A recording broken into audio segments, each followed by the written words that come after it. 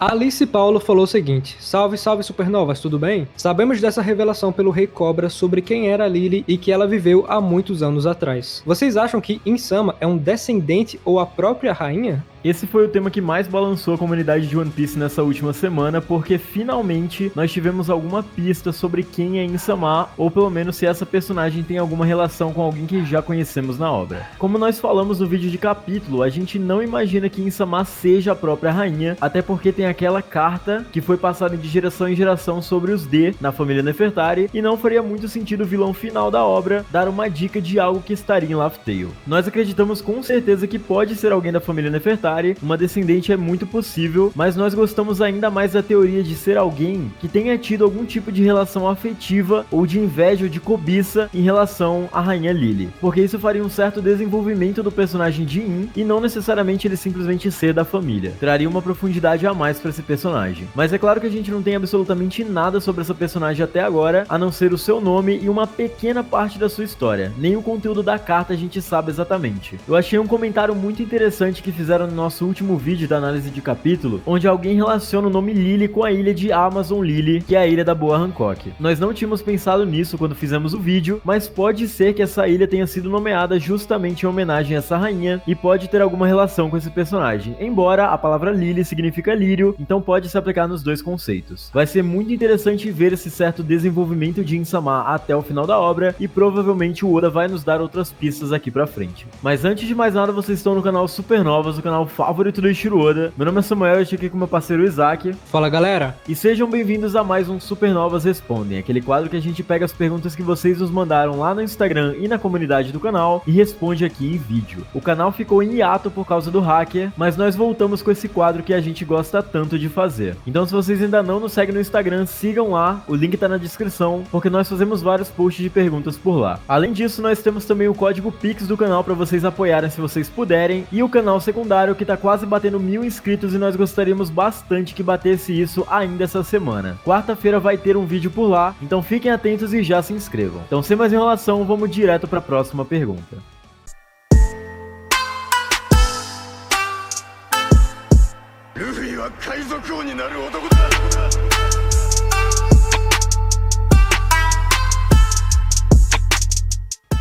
O Guilherme Henrique falou o seguinte: salve supernovas, qual a opinião de vocês sobre o live action com a informação de que o próprio Oda aparentemente está barrando a liberação dele por não estar de seu agrado com a qualidade que ele esperava? Pra mim, o hype caiu um bocado, mas com certeza ainda vou querer assistir, mesmo que só pra dar audiência a algo ligado a One Piece. Cara, primeiramente sobre a nossa expectativa pra esse live action, obviamente o primeiro sentimento que a gente sente é medo, porque é completamente normal e sinceramente eu nunca pensei que One Piece poderia ser adaptado em um live action. Eu nunca pensei, inclusive, que o One Piece dava pra ser dublado, porque eu achava a dublagem japonesa incrível e eu tava completamente enganado. Mas sobre isso, cara, cuidado com as fake news. Tem muita gente criando coisa, criando narrativa, deturpando o que o Oda fala, mudando um pouco de contexto, porque sim, o Oda já deu a entender que é meio difícil fazer um live action de One Piece. Obviamente, todo mundo pensa assim, e ele inclusive fala numa carta recente o seguinte: ele falou que a Netflix só lançará a série quando ele estiver satisfeito, e depois aqui ele elogia elenco, ele elogia a série em si. Então o Oda tá muito ligado a essa série, muito mais que, por exemplo, o Akira esteve com o Dragon Ball Evolution. Eu não vou nem citar o novo Cavaleiro do Zodíaco, porque pra mim aquilo é um pecado. Então eu entendo, eu compreendo, mas cuidado com as fake news. Eu recomendo pra vocês a página lá no Twitter, a One Piece Netflix Brasil. Eles divulgam tudo certinho,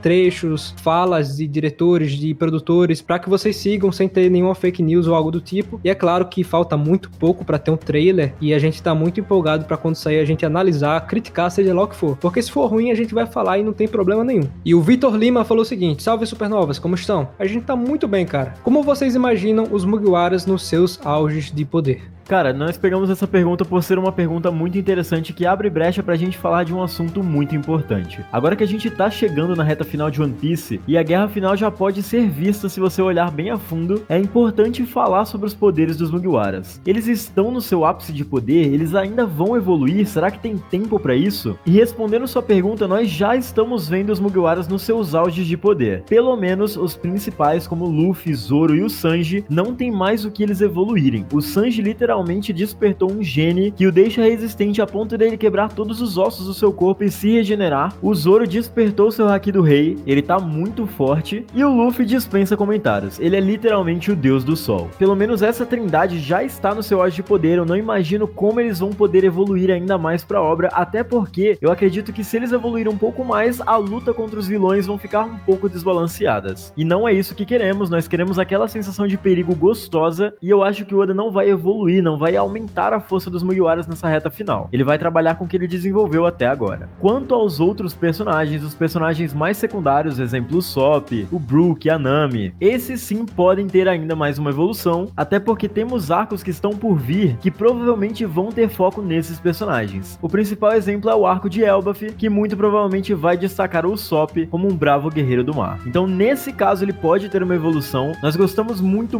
mesmo da ideia do Sop, por exemplo, conseguir o Mjolnir. Seria muito interessante pro personagem, ele poderia até arremessar junto com o Kabuto dele, seria muito interessante, ou algo do tipo, alguma coisa que o Oda faça com que o personagem evolua de uma forma um pouco irônica e humorística, como a gente conhece que o Oda sabe fazer, até porque o último desenvolvimento mesmo do Sop foi lá em Dressrosa, quando ele desbloqueou o Haki da Observação Avançado. Eles sim, talvez ainda precisem de um desenvolvimento, mas se a gente falar nos membros mais fortes da tripulação, nós acreditamos que eles já atingiram seus auges de poder. E o Oda não tem muito tempo para trabalhar isso, até porque estamos muito perto do final de One Piece. E a próxima pergunta é do Asiane. Salve Supernovas! O foco no poder de Redemoinho e no barco do Homem da Cicatriz podem ser uma dica de uma batalha naval entre os 4 imperadores pelo último Road Poneglyph? Minha fanfic é que haverá um arquipélago em que as ilhas onde ocorrem os duelos estarão em constante movimento e colisão devido a Gura Gura no Mi e aos Redemoinhos. Cara, é tanta coisa sendo revelada depois de Egghead, porque a partir do momento que a gente sai de Egghead, a gente tem um Garp chegando em Rashinoso, a gente tem esse detalhe da cicatriz que muita gente já parou de comentar, porque tem agora os Cavaleiros Sagrados, tem agora a Insama, mas é sempre bom voltar para esses assuntos. E sobre esse cara, a gente já meio que entendeu que pode ser o Sol. Mas o Sol ter esses poderes? Por que o Sol faria isso? Quem seria esse personagem? Seria um novo personagem, assim como os Cavaleiros Sagrados? Dá tempo de fazer isso? E o Oda pode acabar mesclando. Alguém já parou pra pensar que esse cara que faz os furacões dentro do mar pode ser uma junção do Sol no navio do Dragon, e o Dragon que esteja fazendo isso na companhia desse cara? Pode ser, é uma solução pro Oda não apresentar um personagem novo. E é claro que essa parte da batalha naval me pegou muito aqui, porque eu sinto muita falta em One Piece isso. Inclusive eu não sei se tem uma batalha naval muito extensa em One Piece. A única inclusive que dá pra lembrar é a batalha do Roger contra o Chique, que inclusive o próprio Roger conseguiu fugir por causa de problemas climáticos, então esse cara também pode estar envolvido, ou algum antigo usuário que tinha essa fruta também. Então fica o mistério, eu espero muito que tenha essas batalhas marinhas. E se o Oda colocou o Homem da Cicatriz como um cara que faz essa confusão no mar, que destrói vários navios, ele tem que ser apresentado pra gente nessa situação. A gente vai conhecer ele pela primeira vez, ou a gente já conhece ele, e vai ter uma cena especificamente dele destruindo o navio. É o que é esperado e eu acredito que o Oda vai fazer isso também. E o Tiki Calabresa falou o seguinte: vocês acreditam na possibilidade do Bug ser o rei dos piratas antes do Luffy? Cara, conhecendo o Oda como a gente conhece, eu acredito plenamente nessa possibilidade. O sonho do Luffy não é necessariamente se tornar o rei dos piratas antes de todo mundo. Ele só quer ser o rei dos piratas, ele quer ser o homem mais livre dos oceanos. Só. A gente acabou de ver o Bug sendo consagrado Yonkou simplesmente por existir e se unir a 2 piratas muito fortes do mundo de One Piece. Então não me surpreenderia e seria muito divertido de ver, na verdade, se o Bug se tornasse rei dos piratas antes do Luffy, ou se ele chegasse a Laugh Tale junto do Luffy e o governo considerasse que foi ele quem achou o tesouro e não o Luffy e o tornasse rei dos piratas. O título em si não importa pro Luffy, então tanto faz. E seria até interessante porque o governo poderia tentar ocultar esse fato de que o Luffy em si, que é a representatividade do Joy Boy, chegou em Laugh Tale e se tornou rei dos piratas, e fazer isso colocando os créditos no Bug. Seria bem interessante, pra falar a verdade, e eu queria muito ver isso acontecendo. E a próxima pergunta é do Lucas Lopes. Boa noite, Supernova. Salve, tudo certo? Tudo certo, mano, tamo junto. Então, tenho uma teoria sobre quem são os 9 Cavaleiros Sagrados. Acredito que eles são Tenryubitos. Até agora, na obra, só apareceram Tenryubitos fracos, tirando o do Flamingo, e acho que essa silhueta é um bait do Oda pra acharmos que seja o Shanks, ou caso o Shanks seja de alguma família real, pode ser um irmão do Shanks, em Tenryubito. Não acho que todos os Tenryubitos sejam fracos e preguiçosos, pois os que tiveram aptidão e vontade de lutar teriam acesso acesso aos melhores Akumas no Mi e possibilidade de treinar com os Gorosei, ou seja, tem potencial para serem guerreiros poderosos. Além disso, o nome Cavaleiros Sagrados é um nome que eleva muito o patamar deles, assim como dragões celestiais. O que vocês acham disso? Abraços. Abraços, mano, tamo junto. Cara, eu adorei a ligação que você fez sobre Cavaleiros Sagrados e Dragões Celestiais. Como assim mais de um grupo pode ter um nome tão nobre? Porque isso só deveria ser para os servos do Insama. Então teria outro grupo que também são nobres, que também são sagrados? Faz sentido. Porém, essas silhuetas seriam deles mais jovens, porque ninguém ali aparenta com aquela sombra que parece o Shanks, inclusive. E você comenta aí sobre a linhagem, inclusive sobre o Shanks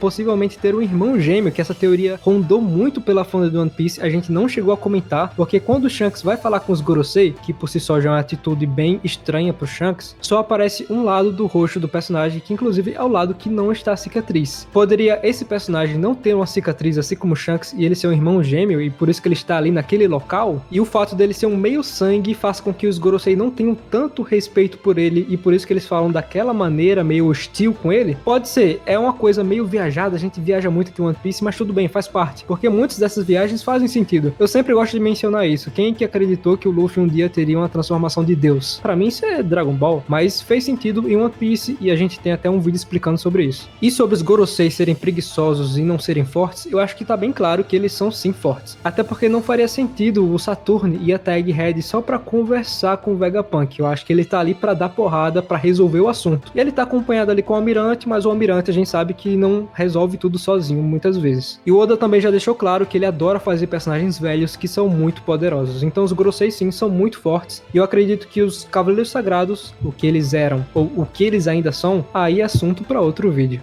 E a próxima pergunta é do Wolf. Salve Supernovas! Sobre Alabasta, sabemos que continha um poneglyph que indicava a localização da arma ancestral Pluton, e vimos que Pluton está submersa em um ano. Vocês acham que Lily pode ter sido a responsável em mudar essa arma de lugar? Assim o governo mundial teria punido ela por ter escondido a Pluton. E muita gente fez essa mesma pergunta, achei bem interessante. Seria Pluton o Zunisha? Nossa, agora eu viajei muito. Cara, é sensacional como, a partir do tempo, não só o Nika, não só o Joy Boy, talvez seja a única pessoa responsável por deixar as coisas para uma nova era, deixar um propósito. Porque essa Lily, se ela realmente não for o Insama, ela fez um certo tipo de sacrifício, até porque ela não retorna para Alabasta. Ela aparentemente foi presa ou algo do tipo. E talvez seja até por isso que existem aquelas câmeras. A Lily fala sobre os D em uma carta, e possivelmente ela é um AD, e acabou sendo presa naquele local onde tem um chapéu de palha gigante. Mas aqui já é outra teoria que eu tô elaborando. Sobre Alabasta e Wano, eu acredito muito nessa teoria, eu acredito muito nessa ligação pelo seguinte fato. Tem uma história de capa que é sobre o Gedatsu, sobre ele descendo da Ilha do Céu e ele encontrando ali um novo objetivo para a vida dele. E nisso é nos apresentado uma topeira que acaba escavando, acaba criando as fontes termais lá em Alabasta, e essa topeira tem um símbolo de Wano em seu chapéu. E a topeira obviamente simboliza a própria Pluton, que está lá embaixo, que está submersa em algum lugar. Então já existe essa ligação de Wano e Alabasta em forma de referências, e isso não dá pra negar. E ainda tem esse lance da Lily que fortaleceu ainda mais, e com certeza teve alguma aliança com o Shogun daquela época de Wano, com o Joy Boy, com Lily, que fez com que eles guardassem as armas ancestrais, e a Lily junto de Wano fizeram essa aliança e guardado a arma por lá. E daí a gente sabe, entra o Zunisha, que faz aquelas barreiras de Wano, que protege a própria arma ancestral, e as peças no quebra-cabeça acabam se montando de pouco a pouco, até que vai faltar só uma peça, né, que eu acredito que seja o One Piece. E sobre o final da obra, não dá pra esquecer o nosso Barba Negra, porque o Gabriel Nightmare falou o seguinte: qual o plano final de Barba Negra? Ele parece colecionar ideias ilógicas e distantes uma das outras no novo mundo, o que não condiz com o intelecto e astúcia que ele mostrou lá na Grand Line, como a tentativa de roubar a fruta da Hancock e esse desejo por tornar Hashinozu um reino oficial se unem ao seu objetivo final de encontrar o One Piece e se tornar o rei do mundo.